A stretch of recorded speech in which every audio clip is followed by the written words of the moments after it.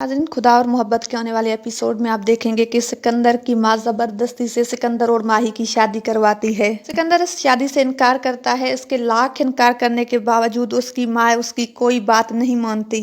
एक तरफ आप देखेंगे कि माही के साथ नौकरानियों वाला सलूक किया जा रहा है। उसकी सास उसको अपने बेटे के मौत की जिम्मेदार समझती है और दूसरी तरफ आप देखेंगे कि फीदी भी दर बदर के ठोकरें खा रहा होता है। बाबा उसे समझाते हैं कि प्यार में कभी बद्दुआ नहीं दी जाती, महबूब को कभी बद्दुआ नहीं देते, लिहाजा हालात जैसे भी हो, जैसे दिल ने एक बार चुना हो, उसके लिए कभी गलत अल्फाज नहीं निकालते। इस नसीहत के बाद फीदी को एहसास होता है कि काश के वो माही को बद्दुआ न देता।